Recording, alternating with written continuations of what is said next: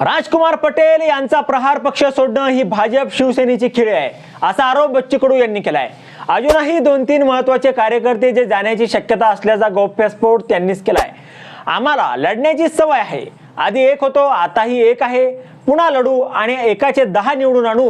निवडणुकीमध्ये हरलो तरी चालेल पण विचारांसोबत तडजोड करणार नाही। प्रत्येकाचं वैयक्तिक स्वार्थ असतं ते त्यांनी करावं, ते जिथे जात आहेत त्यांनी तिथे सुखी राहावं। राजकुमार पटेल यांनी सांगितले की दोस्ती कायम राहील, तर आम्ही दोस्ती कायम ठेवून राजकुमार पटेल यांच्या विरोधात उमेदवार देऊ असं त्यांनी स्पष्ट सांगितलं। मुख्यमंत्री एकनाथ शिंदे यांनी आम्हाला एक घाव दिलाय, आता आम्ही त्या बदल्यात हजारो घाव देऊ।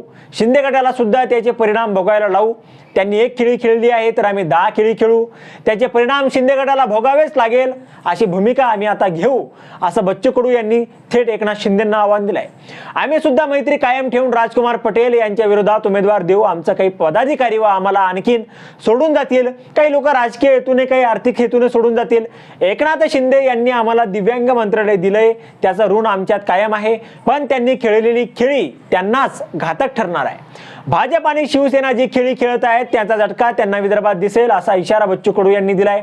प्रत्येकाचा राजकीय स्वार्थ असतो, त्यामुळे ते जात असेल त्याची आम्हाला पर्वा नाही असं त्यांनी सुखात राहावं। राजकुमार पटेल आणि माझे मतभेद असूच शकत नाही। राजकुमार पटेल अतिशय दिलदार माणूस आहे, त्यांच्या आजूबाजूच्या लोकांनी केलेलं हे काम आहे असं ते म्हणाले।